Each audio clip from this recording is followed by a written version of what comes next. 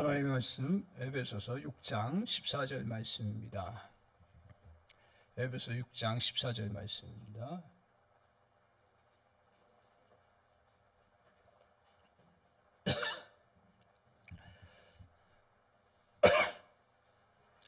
우리 한 목소리로 같이 고백하겠습니다. 에베소 6장 14절 말씀 같이 읽겠습니다. 그런즉 서서 진리로 허리띠를 띠고, 다시 한번요. 그런즉 서서 진리로 너희 허리띠를 띠고 의의 호심경을 붙이고. 아멘. 우리 이 말씀 가지고 같이 은혜 받을 말씀의 제목은 진리와 의로 이겨라 하는 말씀의 제목으로 같이 은혜 받기를 원합니다. 낭만과 현실이 있습니다. 이것을 잘 균형 있게 다루는 사람은 행복하게 살 수 있습니다. 하지만 낭만만을 생각하다가 현실을 회피하면 인생이 무너져 내리죠. 너무 좋은 것만 낭만적으로만 생각하면, 그리고 현실의 그 치열함 속에서 그것들을 잘 견뎌내고 이겨내야 되는데 그러지 못하면 그 삶이 무너져 내리는 거예요. 반면에 또 현실만 너무 생각하고 낭만적이게 없고 안에 정말 이렇게 풍성한 그런 감성들이 사라지면, 그러면 어떻게 됩니까? 삶이 아주 피폐해져 버립니다. 신앙생활도 마찬가지입니다. 예수를 믿으면 기쁨이 있어요. 그리고 또 평화가 넘쳐요. 사랑이 넘칩니다. 이게 우리의 신앙생활 하면서 주님 앞에 구원받으면 자기도 모르는 사이에 기쁨이 다 넘치고, 하나님 앞에 충성하고자 하는 열심들이 막 넘치고, 그리고 또 교회 가고 싶고 막 은혜가 넘쳐요. 그런데 그게 제일 중요한 부분 중에 하나인데, 그것만 알고 있으면 그 다음에 신앙생활이 잘하지도 않고 그 기쁨과 그 사랑을 더 풍성하게 누리지 못하는 그런 경우가 있습니다. 오늘 이러한 은혜가 임하기 위해서 우리 그리스도께서 행하신 것들을 저와 여러분이 잘 기억하셔야 됩니다. 그리스도의 십자가와 십자가의 그 고통과 그리고 수고와 희생이 있었기에 이런 우리에게 기쁨이 있고, 그리고 사랑이 있고, 더 나아가서는 구원의 역사를 우리에게 허락해 주셨다는 것입니다. 우리가 평화를 누리고 강건하게 설 수 있는 토대는 희생과 헌신이라는 토대예요. 그래서 어른이 된다는 게 뭐예요? 그 좋은 것만 잘 기뻐하고, 또 같이 서로 사랑하면서 그냥 아무 수고하지 아니하고 애쓰지 아니하고 그 기쁨만 찾아가면 그 삶은 오래가지 못합니다. 신앙생활 마찬가지입니다. 영적으로 하나님께서 정말 하나님을 알고 하나님 안에서 기쁨과 감사함과 또 사랑이 넘치는데, 그것을 누려나가기 위해서 현실의 치열함과 그 영적인 그러한 여러 도전들을 기억하지 아니하고 그냥 아무 무장 없이 살아가면 그 삶은 피폐해져 버리는 그러한 결과를 가져오게 됩니다. 많은 교회와 성도가 점점 무력감을 호소하는 이유가 무엇입니까? 그것은 신앙의 낭만만을 붙잡다가 현실적인 싸움에 대한 무장이 없기 때문에 그렇습니다. 그러니까 평화로운 시대에 오랜 시간을 지나가 보면요, 아 그래 싸움이 없구나, 그리고 정말 도전이 없구나, 그냥 그래 우리가 서로 좋은 게 좋은 거니까 여기에 모여서 같이 그냥 즐겁게만 지내면 된다, 이런 신앙의 그러한 의식들이 알게 모르게 흘러 들어올 수가 있습니다. 오늘 우리가 무력감과 그리고 또 정말 우리 안에 그 매너리즘에 빠지는 그러한 경우는 그런 신앙의 낭만만을 붙잡다가 현실적인 싸움에 대한 무장이 없기 때문에 그렇습니다. 바로 하나님의 전신갑주를 겁주가 제시하는 신앙의 기초를 잃었기 때문에 그렇습니다. 그래서 이것을 우리가 다시 저와 여러분이 이 평화의 시대라고 하는 이 시대 속에서 다시 이것들을 잘 기억해야 됩니다. 그래서 우리가 이 영적인 무장을 잘 해나갈 때 그때 성도는 강해지고 교회는 강해질 수 있습니다. 하나님의 전신갑주는요 아무나 이용할 수 없습니다.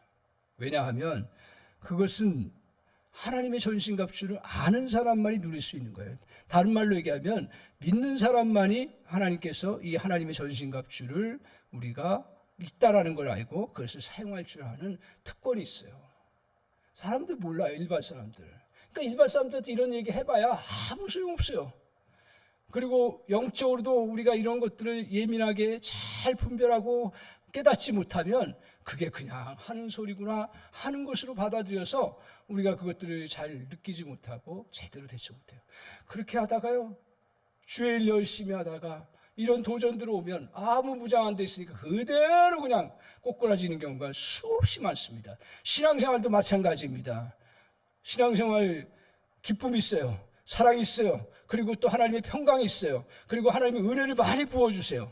그런데 그것들을 우리가 잘 누릴 수 있는 그러한 현실적인 준비가 안 돼 있으면 그것들은 그냥 없어져 버리는 결과를 가져오게 된다는 것입니다.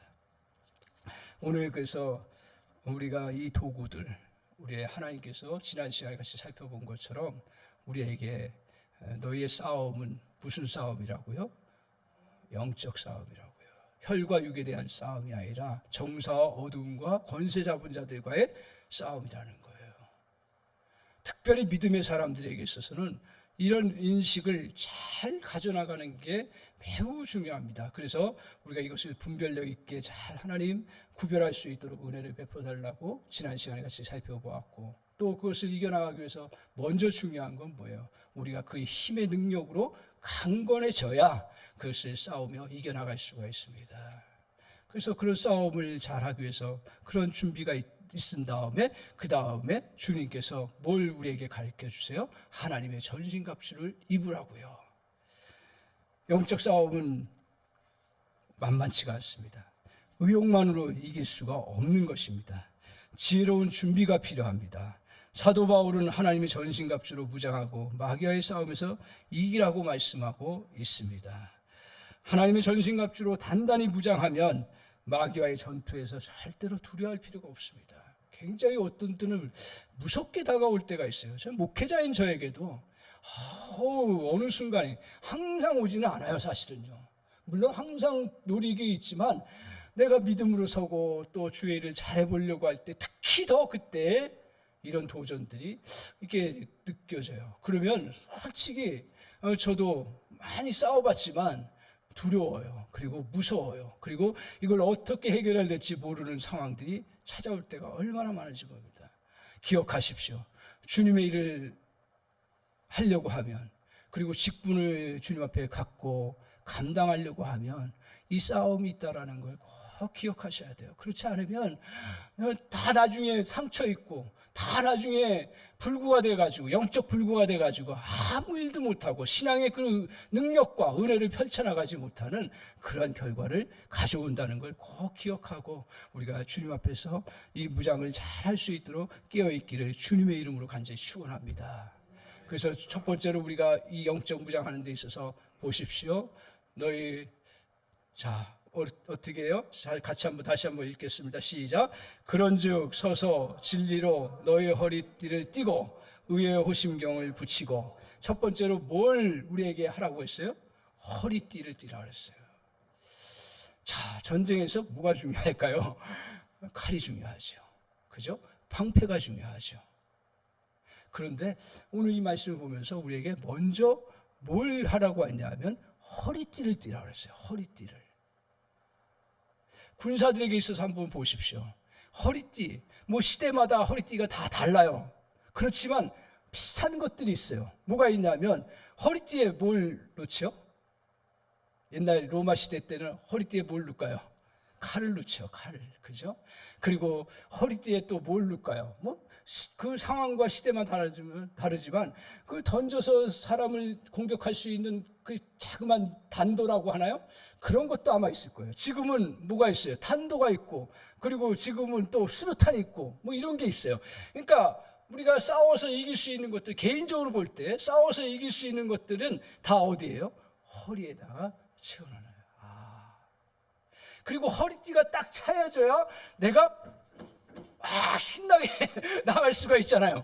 허리띠가 풀어져 있으면 저도 설교 못해요. 그래서 가끔 제가 이렇게 막 추스리잖아요. 그래서 허리띠를 딱 찹니다. 그러면서 나아갑니다. 그러니까 모든 걸 이 허리띠라는 거 벨트라는 생각 때문에 별로 중요하지 않다 생각하는지 몰라도 어떻게 보면 싸움에서 아주 중요한 그러한 부분 중에 하나다. 그래서 허리띠를 어떻게 해요? 딱 어떻게 해요? 띄고 허리띠를 너희가 딱 붙잡으라고 그렇게 말하고 있습니다. 근데 저기에 허리띠에 무슨 허리띠라 했어요? 진리의 허리띠라 했어요. 진리의 허리띠를 해나가야 됩니다. 그 진리라는 거 우리가 잘 알잖아요. 진리는 뭐예요? 진실 그리고 정직 의미합니다. 여기 이제 이게 내가 행동을 하면 정직하게 행동을 바르게 해나가는 게 정직한 거죠. 그리고 말을 바르게 온전하게 하면 그게 진실이고요. 그런데 오늘 성경에서 말하는 진리는 조금 더 들어갑니다. 뭐냐 하면 진리라는 거 영원히 변치 않고 온전한 이치인데 그것이 뭐예요? 진리가 뭐예요? 우리에게는 하나님의 말씀이죠. 아멘이죠. 말씀이에요. 말씀이 변하지 아니하고 우리에게 가장 중요한 가치의 가장 토대가 되는 그러한 진리의 말씀입니다. 그런데 제가 묵상하면서 그러면 이 진리는 말씀과 어떤 차이가 있느냐? 뭐 구별 안 두셔도 되는데 진리하고 어떨 때는 말씀이라고 해서 조금 구별은 둬야 되겠구나 그런 생각. 제가 정의하는 바에 하면 오늘 성경을 통해서 말씀은 구체적으로 우리에게 사건들을 얘기해줘요. 예를 들어서 우리가 알거니와 하나님을 사랑하는 자 그 뜻대로 모든 것이 합력하여 선을 이룬다 라고 말씀하면 그래 내가 크고 작은 뭐 실수나 또 잘하는 것 이런 거 다 사용하셔서 하나님이 선을 이루시는구나 구원의 역사를 이루시는구나 그렇게 깨닫고 말씀을 붙잡아요. 근데 진리는 조금 더 나가요. 뭐냐 하면 만물을 주님이 주관하시고 운행하시는구나. 그러니까 이게 한 구체적인 사건을 전체적으로 엮어서 주시는 말씀 중에 하나가 진리다 이렇게 보시면 됩니다. 그게 똑같은 얘기인데 그것을 우리가 잘 기억해요. 제가 왜 이 말씀을 같이 나누냐면 이 우리의 진리는 특별히 어디에 나타나고 있습니까? 여러 가지 말씀을 통해서 나타나는데 특별히 우리는 믿음의 사람들이에요. 믿음의 진리가 어디서 나타나요? 제가 묵상하다 깨달은 게 뭐냐면 사도신경. 자, 한번 해볼까요? 사도신경 첫 번째. 자, 나중에 수요일 때 예배 때 제가 이 말씀을 같이 나눌 건데 첫 번째 뭐예요? 시작. 전능하사 만드신 하나님 아버지를 내가 믿사오며.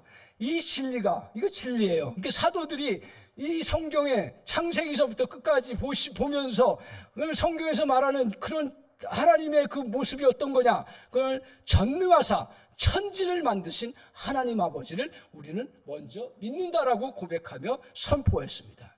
그러면 이런 진리를 가지고 우리가 딱 무장하지 아니하면 뭐에 당해요? 진화론에 당하는 거예요. 뭐 진화론이 일반 학생들만 당하는 게 아니라 다 뭐예요? 우리는 뭐가 변화되어서 그리고 사람들이 점차 짐승이 점차 발전해서 사람이 됐고 그리고 그 우주가 또 아메바가 뭐 만들어져 가지고 그 광합성 해가지고 해서 만들어졌다고 하고 그러면서 진화를 펼쳐요. 그게 다 우리 학생들이 어려서부터 다 배워왔던 거예요. 근데 신앙 고백이 왜 중요하냐면 이 진화론을 나는 거부한다라는 얘기예요. 무서운 겁니다. 신앙은. 아이들이 정말 학교에서 배우기 때문에 어쩔 수 없이 그런 사실을 배워서 기록하고 그것들을 관찰하지만 그러나 그 마음속에 나는 하나님 전능하신 하나님을 내가 믿습니다. 창조주 하나님을 믿습니다. 이 고백을 하는 거예요. 그러니까 그것을 묻고 나가지 않으면 다 지는 거예요. 싸울 수가 없는 거예요. 그 다음 뭐예요? 전능하사 천지를 지으신 하나님 아버지를 내가 믿사오며 시작. 그 외아들 우리 주 예수 그리스도를 믿사오니. 누구를 믿어요? 예수 그리스도. 자, 이게 왜 중요해요? 세상은 다 예수 그리스도를 어떻게 얘기해요? 스승이라고 이야기하고, 세상은 다 예수 그리스도를 하나의 선지자라고 얘기하고, 세상은 다 예수 그리스도를 종교 지도자라고 얘기해요. 우리는 뭘로 믿어요? 외아들 예수 그리스도가 우리의 구주 되심을 믿습니다. 이게 없으면 우리가 싸워 이길 수가 없어요. 여러분의 구원의 역사가 뭘로 이루어져요? 예수 그리스도를 믿음으로 구원의 역사가 이루어지는 거예요. 그래서 이 고백을 하면서 다 붙잡는 거예요. 나의 구원과 내가 하나님 앞에 구원받고 정말 영원한 생명을 얻는 것은 다른 누가 아니다. 예수 그리스도다. 그걸 선포하는 거예요. 그리고 그걸 붙잡는 거예요. 믿습니까? 이거 믿지 않으면 직분 못 받아요. 직분이 중요하죠. 그러나 제가 얘기하려고 하는 건 뭐냐면, 이 믿음의 기초가 없으면 아무 영적 싸움을 해나갈 수가 없습니다. 하나만 더 해봅시다. 자, 그 다음에 뭐예요? 자, 시작. 이는 성령으로 잉태하사 동정녀 마리아에게 나시고 본디오 빌라도에게 고난을 받으사 십자가에 못 박혀 죽으시고. 저걸 꼭 합니다. 왜 저걸 합니까? 예수 그리스도가 여기서 나타났다, 저기서 나타났다. 지금도 이만희가 자기가 예수 그리스도라고 얘기하고, 자기가 하나님의 그 종이라고 하고, 하나님의 그 뭐예요? 구원자라고 해요. 하나님의 구원자라고. 우리는요, 2000년 전에 오신 예수 그리스도만이 우리의 구원자이신 줄 믿습니다. 마리아를 통해, 성령을 통해서 마리아에게서 잉태된 그분이 본디오 빌라도에게 고난을 받으시고 십자가에 우리의 죄와 허물들을 다 감당하시기 위해서 직접 돌아가신 그리스도가 바로 우리의 구주신 줄 믿습니다. 이런 고백을 하는 거예요. 그래서 오늘 우리가 주님 앞에서 이 진리의 허리띠를 띈다는 거, 그것은 오직 그 진실성, 그걸 믿고 소중히 붙드는 태도예요. 그러니까 이것을 매주마다 해요. 제가 또 바뀌었어요. 새벽 기도마다 해요. 새벽 기도마다 해요. 왜? 이게 우리의 신앙의 진리이고, 이것을 날마다 묵지 아니하면 저와 여러분은 영적 싸움에서 온전하게 승리할 수가 없습니다. 오늘 우리에게 도전은 모든 믿는 사람들에게 다 찾아옵니다. 시험은 모든 사람에게 다 찾아옵니다. 누구에게 찾아와요? 맨 처음에 인류의 조상이 누구였죠? 아담이었습니다. 이 아담에게 시험 찾아왔어요, 안 왔어요? 왔죠. 그리고 우리의 인류의 구원자이시고 인류의 진정한 대표는 누구세요? 예수 그리스도예요. 예수 그리스도에게 시험이 왔어요, 안 왔어요? 왔습니다. 예수님에게는 3번씩이나 시험이 왔습니다. 그런데 아담은 성공했습니까, 안 했습니까? 실패했어요. 예수 그리스도는 성공했습니까? 실패했습니까? 성공했어요. 너무 당연한 거예요. 우리는 이것을 하나님의 아들이시기 때문에 시험에서 다 이겼다라고 생각을 해요. 물론 하나님의 아들이시기 때문에 이겼겠죠. 그러나 그 이기는 법칙을 우리 주님이 우리에게 보여주십니다. 아담과 하와에게 뭘 가지고 시험했어요? 선악과죠. 그 선악과의 그 핵심이 뭐예요? 순종이고, 그 선악과의 핵심이 뭐예요? 우리는 자꾸 선악과를 동산 중앙에 그거 가지고 자꾸 그게 있었니 없었니 이렇게 따져요. 그런데 거기에서 정말 주님께서 우리에게 가르쳐 주시는 게 뭐냐면, 선악과를 왜 먹지 말라 그랬죠? 선악과를 왜 먹지 말라 했어요? 그것은 그러니까 정말 우리가 옳고 그름의 판단은 누구만 해요? 하나님만이 하시는 거예요. 심판자는 누구세요? 하나님이신 거예요. 그래서 아담에게 하나님께서 뭐라고 하냐면, 동산 나무의 중앙에 다 실과는 먹어라. 그러나 이 선악과는 먹지 말고 그대로 그냥 순종하고 맡겨두도록 그렇게 말씀하셨어요. 그런데 사단이 어떻게 했습니까? 그 선악과를 먹으면 거기서 어떻게 유혹합니까? 네가 하나님처럼 될 것이라는 거예요. 가장 그 사단의 공격의 핵심이 뭐냐면, 네가 하나님 되는 거예요. 네가 하나님 되는 거예요. 그래서 하나님이 제일 싫어하는 게 뭐냐면, 다른 신을 들고 우상을 섬기는 것을 가장 싫어하는 거예요. 왜? 하나님 외에 없는 그런 신을 섬기고, 하나님은 만들어 놓지 않은 우상을 가지고 섬기는 것들은 하나님이 가장 싫어하시는 거예요. 자꾸 우리는 너무 지엽적인 것에 우리의 신앙이 포인트를 둘 때가 많아요. 그러나 이런 중요한 것들을 우리가 기억하고 깨달을 필요가 있어요. 그래서 주님께서 아담과 하와에게 너희들 하나님을 인정하고 하나님 은혜 가운데 네가 살아가고 너는 하나님 앞에 순종하면서 살아가도록 그 선악과는 하나님의 영역이니까 다루지 마라 그러는데 어떻게 했습니까? 사단이 너 하나님처럼 된다. 눈이 밝아져서 선악을 알고 너가 하나님처럼 판단할 수 있고 하나님처럼 될 수 있다라. 그렇게 유혹하니까 그대로 그냥 거기에 넘어지고 쓰러져서 죄가 우리 가운데 들어오게 된 거죠. 예수님은 어디서 시험 받으셨어요? 광야에서 시험 받으셨습니다. 어떻게 시험 받으셨어요? 여러분 시험이요 그냥 영적으로 한다. 우리가 영적 싸움한다 그래가지고 영적으로만 이렇게 오는 게 아니고 정말 현실적인 걸 가지고 와요. 지금 예수님이 40일을 금식하셨어요. 예수님도 인성을 가지셨다 그랬어요. 똑같이 배고픔을 느끼고 죽음의 지경까지 견뎌가는 그러한 그 시간들을 보낼 때 사단이 뭘 가지고 시험했어요? 첫 번째 시험이 뭐예요? 네?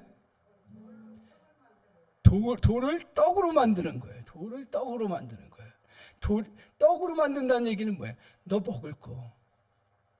너 지금 생존이 필요하지 않냐. 사실 우리 인생에 있어서 가장 문제가 되는 게 뭐예요? 먹는 문제잖아요. 경제 문제잖아요. 지금 예수님이 이 떡이 지금 가장 필요한 시기인데 주님은 주님의 능력, 하나님의 능력을 다 받은 그러한 존재인데 주님이신데 그분에게 사단이 유혹하기를 너 돌을 떡덩이로 만든다. 근데 주님은 그거 허용하지 않았어요. 왜요? 그 돌덩이를 떡덩이로 만드는 건 하나님의 권위를 도전하는 거예요. 하나님의 권위를 도전하는 거예요. 그리고 정말 우리가 살아가는 것이 주님 뭔가 무슨 말씀으로 그것을 물리치셨어요? 사람이 떡으로만 살 것이 아니라 하나님의 입에서 나오는 말씀을 사는 거예요. 사단은요, 너 현실적인 이 떡이 중요하니까 돌덩이라도 변화시켜서 그리고 네가 하나님의 영역까지 다 그냥 침범해가지고 그것들을 다 해나가도록 그렇게 명령한 거예요. 주님은요 하나님이세요. 외아들이시라 그래요. 그러나 질서의 하나님이세요. 성부 하나님의 권위와 그것들을 주님은 그것을 도전하지 않으세요. 그리고 우리에게 진정한 싸움, 그것은 뭐예요?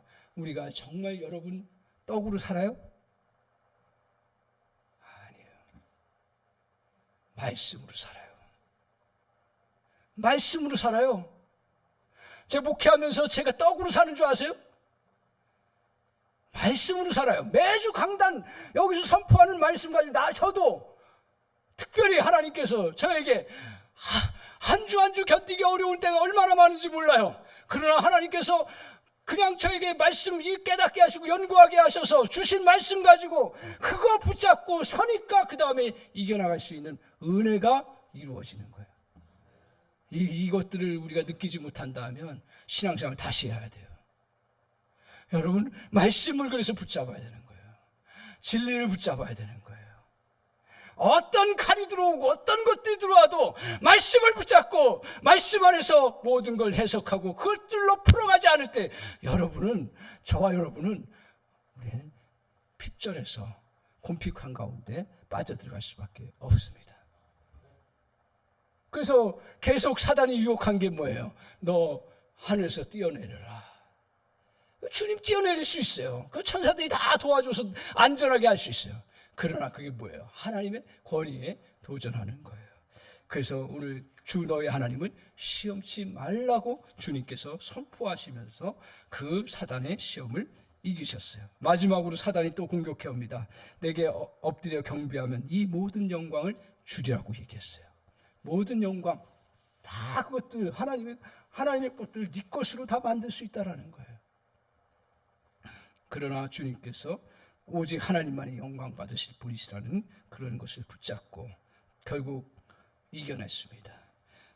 이때 언제 사단이 떠났어요? 말씀으로 딱 붙잡고 무장했을 때 사단이 떠나는 거예요. 저 여러분이 영적 도전들이 찾아와요. 그때 언제 영적 도전을 물리칠 수 있냐면 내가 말씀을 붙잡고 나아갈 때 그것들을 이겨나갈 수가 있습니다. 그걸 꼭 기억하십시오. 우리가 살다 보면 어떤 때는 편하게 하기 위해서 좀 진리의 허리띠를 느슨하게 할 수가 있어요. 우리가 사람이니까요. 아담이 진리의 허리띠를 약간 풀어놨을 때 그때 조심해야 되네. 집요하게 사단은 공격해 오므로 아담을 무력하게 만들어버립니다. 하지만 예수님은 사단이 진리의 허리띠를 풀려고 할 때마다 다시 말씀의 진리로 다시 그것을 묶고 승리했다는 그 싸움의 그 모습을 우리에게 보여주시고 교훈하고 계십니다. 세상 세파에서 살다 보면 말씀의 진실, 삶의 진실이 흩어지는 경우가 너무너무 많습니다. 안 그런가요? 또한 믿음의 신조의 진리, 사도신경과 같은 진리가 약해지기도 합니다. 이때마다 다시 허리띠를 꽉 조여주시 진리의 허리띠로 온몸을 중심을 잡아줘야 합니다.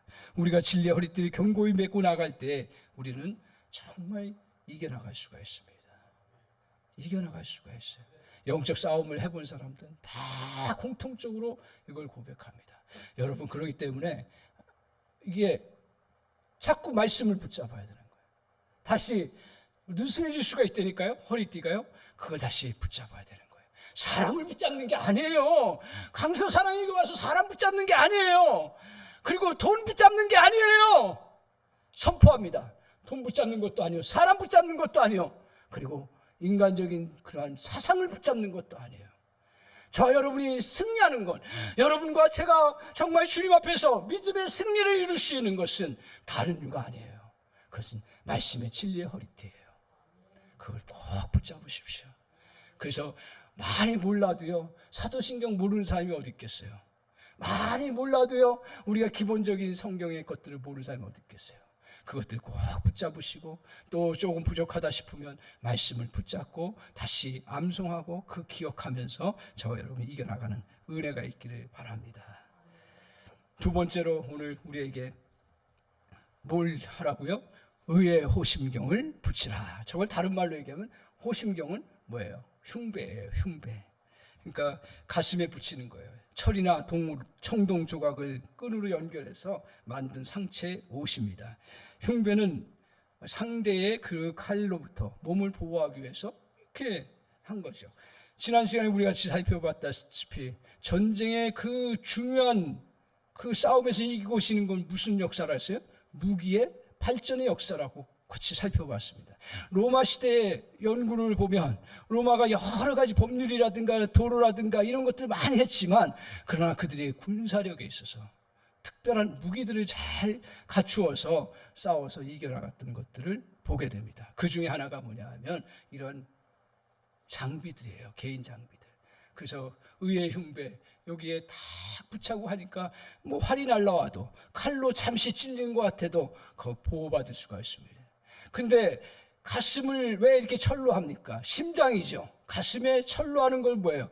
심장이기 때문에 철로 단단하게 하지 않으면 조금이라도 찔리면 생명의 가장 치명타를 맞기 때문에 이렇게 철이나 청동으로 막아냅니다. 그 무장을 해나갑니다. 심장이에요. 그래서 오늘 생명을 공급하는 원천이라는 것이 이것이 파괴되면 죽게 됩니다. 그래서 아무런 역할을 하지 못하게 됩니다. 제가 안타까운 일이지만 많은 성도들 보면 신앙생활 하다가 영적인 싸움 속에 그건 표면적으로는 사람과의 싸움일 수 있어요. 그러나 제가 볼 때는 영적 싸움이에요. 영적 싸움에서 한번 찔려가지고 평생 신앙생활이 제대로 못하는 거예요. 쉽게 얘기하면 영적 불구화되는 거예요. 이건 아주 무섭습니다. 아주 무섭습니다. 가슴을 찔리는, 다른 데 찔려도 문제지만 가슴을 찔리는 것은 가장 치명적인 그러한 부분입니다. 그런데 여기서 우리에게 호심경이라는 건 무슨 호심경이라고 했어요? 의의 호심이라. 제가 몇 번 설교하면서 같이 나누었죠. 의라는 건 뭐예요? 옳은 거라고 그랬죠. 옳은 거예요. 바른 거예요. 그 옳고 그름에 있어서 옳은 거예요. 우리에게 옳은 것으로 여기에 붙여야 되는 거예요. 근데 성경에서 의는 조금 더 깊어져요. 아니, 매우 깊습니다. 성경에서 의는 뭐라 그랬어요? 내가 옳은 거예요? 우리 주님께서 십자가를 통해서 나의 죄와 허물들을 다 용서해 주심으로 말미암아 그 용서의 은혜를 덧입어서 우리가 죄인이지만, 여전히 죄인이지만 우리를 의롭다 하신 거예요. 그걸 가지고 어디에 붙이라고요? 가슴에 붙이라고 말씀하고 있습니다. 그러기에 우리의 죄와 허물, 잘못을 다 갚으셔서 우리를 의롭게 하신 것입니다.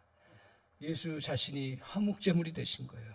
그래서 우리의 죄의 대가를 다 지불하시고 우리를 의롭다 여겨주신 거예요.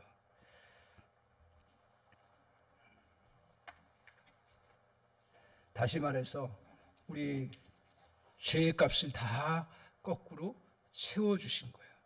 그래서 새로운 의로 인정받은 거예요.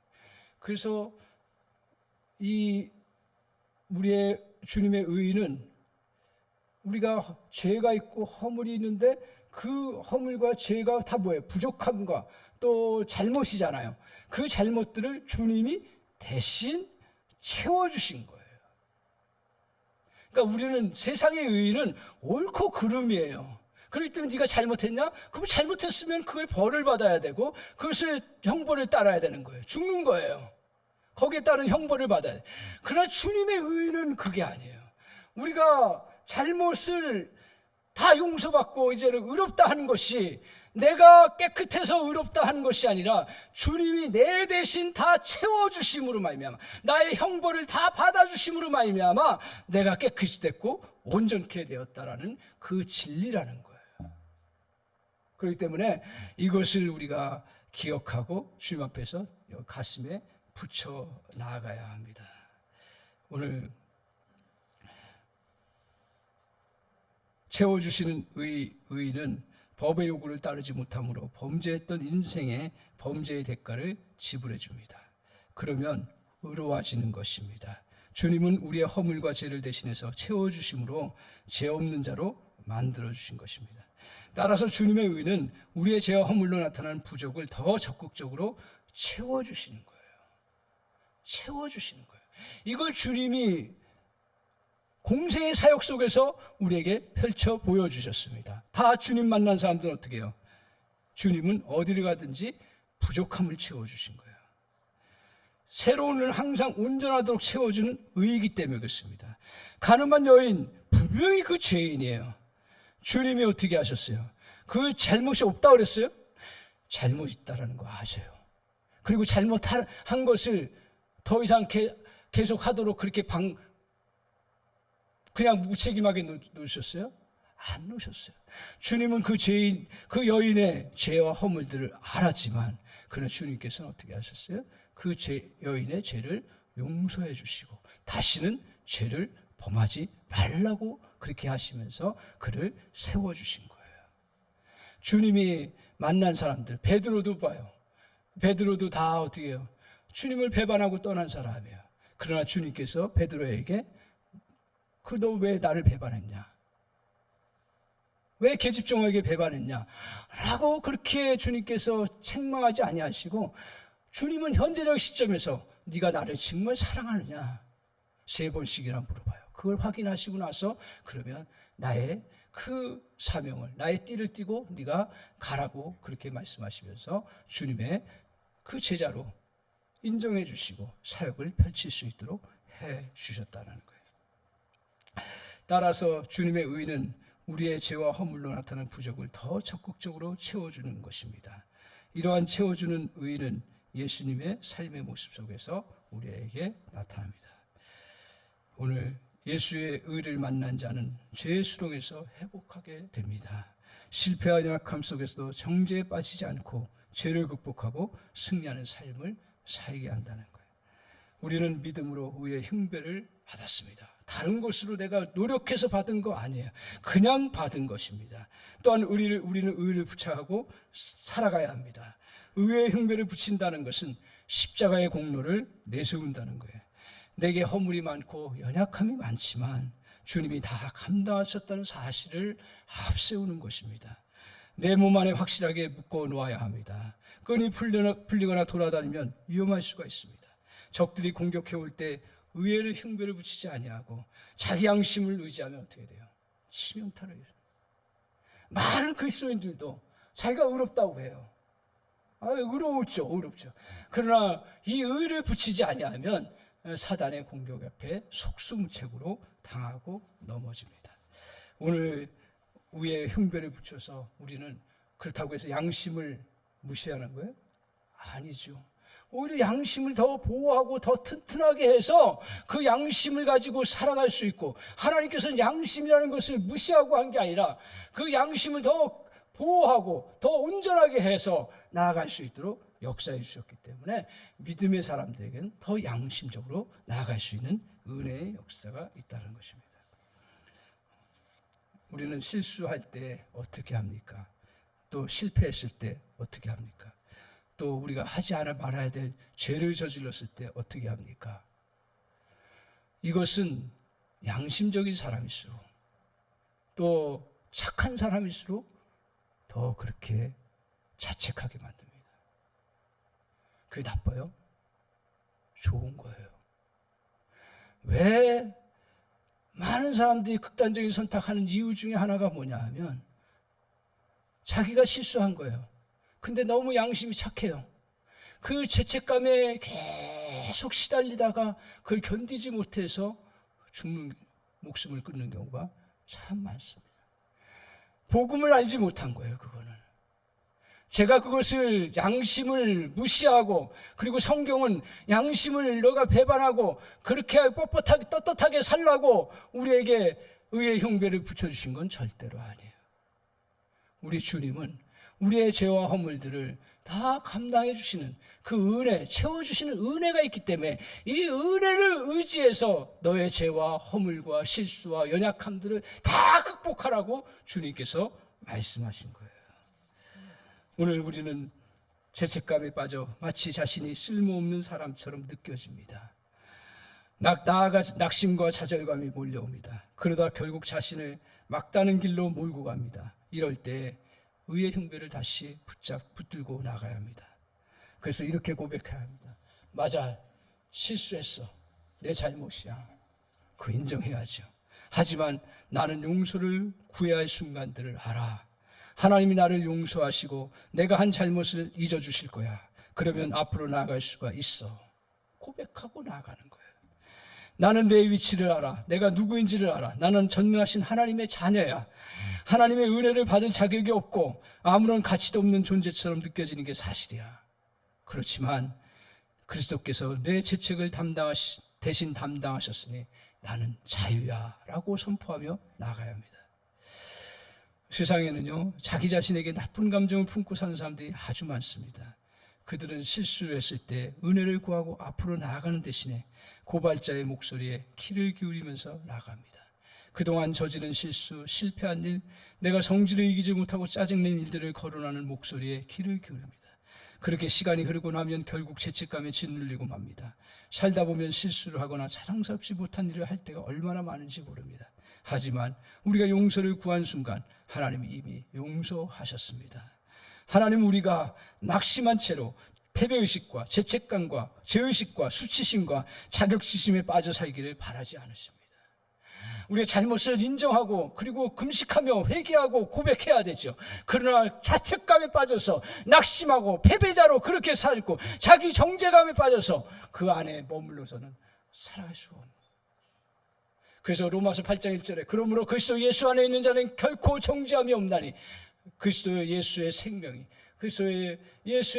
죄와 사망의 법에서 너를 해방하였다라고 선포하고 있습니다. 사랑하는 성도 여러분, 오늘 우리에게는 의의 흉배를 붙이고 살아가야 합니다.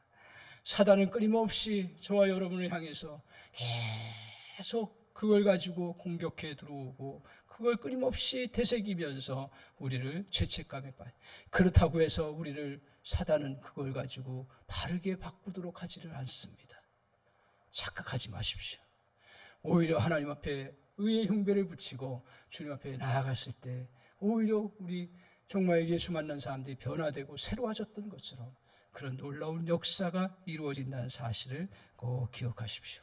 그래서 의의 흉배를 의지하고 살아감으로 나타나는 열매는 완전케 하는 능력입니다. 의는 오히려 주님께서 율법을 완성케 한 것이라고 하는 신앙의 원리를 우리에게 가르쳐 주셨습니다. 내가 율법을 폐하러 온 것이 아니라 율법을 완성케 하려고 왔다라고 말씀하고 있습니다. 저 여러분, 오늘 이 진리를 꼭 붙잡으십시오. 오늘 양심적인 그리스도인이라고 자꾸 사단은 부추기면서 의의 흉배를 붙이지 못하도록 자꾸 유혹합니다. 그것들을 절대로 그 유혹에 넘어가서 내 양심 가지고 살아가서 그 노출된 상태에서 그 영적 도전 앞에 서면 여러분 다 패배하고 죽습니다. 오늘 주님의 의의 흉배를 저 여러분이 기억하고 붙잡고 나아가야 될 줄 믿습니다. 오늘 따라서 의의 흉배를 붙이고 살아가는 것은 또 한편으로는 다른 사람의 허물을 보고 지적하는 것이 아닙니다. 자신이 그 약한 부분을 도와주거나 주님의 채워주신 의를 같이 채울 수 있도록 의의 흉배를 같이 묶어줘야 되는 거예요. 의의 흉배를 같이 묶어줘야 되는 거예요. 우리 그리스도인들은 우리 주님이 복음을 전하는 자로 우리를 부르신 거예요. 복음이 뭡니까? 이러한 의의 흉배를 같이 옆에서 격려하면서 붙여주는 자인 줄 믿습니다. 왜냐하면 우리는 하나님으로부터 채움을 받았기 때문이었습니다. 우리가 해야 할 일은 다른 사람의 약한 부분을 놓고 비판이나 힘들어하는 것이 아닙니다. 서로 부족한 부분을 채워주는 것입니다. 이것이 진정한 의입니다. 상대의 부족을 채워주는 연습을 계속 해보십시오. 진정한 의를 저 여러분이 터득할 것입니다. 우리는 지상교회에 살고 있습니다. 지상교회에서 우리는 이 지상에 여전히 죄 가운데 살아가고 그 죄 때문에 신음하며 살아가는 그러한 연약한 그러한 지상의 교회입니다. 이러한 교회에 주님께서 무기를 주신 것은 의의 흉배를 붙이고 살아가라는 거예요. 안 되지요, 잘. 그러나 주님 앞에서 오늘 이 말씀입니다. 저도 잘 안 됩니다. 그러나 의의 흉배를 붙입시다. 우리 개인적으로나 또 교회적으로나 또 다른 성도들을 향해서 의의 흉배를 자꾸 붙이면서 그것이 노출되지 아니하고 강건하게 되어져서 그 안에 양심도 살고 그 안에 진정한 심장도 살아가는 놀라운 역사를 저 여러분이 펼쳐나가는 은혜가 있기를 주님의 이름으로 간절히 축원합니다. 기도하겠습니다. 하나님 아버지, 오늘 진리와 의로 이기라고 말씀하셨습니다. 주님, 오늘 우리의 정말 이 땅에서의 싸움이 혈과 육에 대한 싸움으로만 생각을 많이 했는데 진정 우리의 싸움은 혈과 육의 싸움이 아니라 정사와 어둠의 권세 잡은 자들과의 싸움임을 다시 우리가 잘 분별할 수 있도록 주여 도와주시길 원합니다. 하나님, 이 세상에 정말 우리를 행복하게 서로 살도록 하나님이 우리를 같이 형제로 부르셨고 자녀로 부르고 부부로 불렀고 또 우리의 믿음의 식구들로 불렀습니다. 그런데 어느덧 우리는 가까이 있기에 서로 고슴도치처럼 서로 찔리고 찢기고 고통당합니다. 나는 의로운 것처럼 생각할 때가 얼마나 많은지 모릅니다. 그러나 우리 안에는 의가 없습니다. 우리는 이 진리를 알면서도 여전히 우리는 세상의 가치관 속에서 그저 형제의 허물을 보고 나의 허물을 보고 그러면서 괴로워하고 신음하고 어떨 때는 죄책감에 빠지게 되고 어떨 때는 양심이 화인 맞아서 죽게 되고 그러면서 진정 주의 의 흉배에 붙인 거 오늘 우리에게 주셨는데도 불구하고 우리는 영적인 눈이 어두워져서 그것을 제대로 붙이지 못하는 연약함이 종에게 붙어 있음을 고백합니다. 주여, 다시 한번 우리에게 은혜를 베풀어 주셔서 의의 흉배를 붙이고 주님 앞에 나아갈 수 있도록 주여 은혜를 내려주시기를 원합니다. 성령님 인도해 주시옵소서. 우리의 눈을 활짝 뜨게 하옵시고 우리의 생각을 활짝 열게 하시고 우리의 마음을 활짝 열게 하셔서 이 진리 앞에 서게 하여 주시기를 원합니다. 이 시대가 하나님 정말 하나님 우리에게 행복을 추구하며 살아가도록 주님께서 우리를 부르셨는데 그렇게 살아가지 못하는 연약함이 얼마나 강한지 모릅니다. 하나님 은혜를 내려 주시옵소서. 저에게 믿음을 주시옵소서. 저에게 정말 진정한 은혜를 경험하게 하여 주시옵소서. 주님, 이 은혜가 우리 모든 성도님들에게 흘러넘치기를 원합니다. 그래서 우리 자녀를 향해서 우리는 아버지라는 이름으로 어머니라는 이름으로 얼마나 우리 자녀들을 정죄했는지 모릅니다. 잘못하는 것 때문에 얼마나 정죄했는지 모릅니다.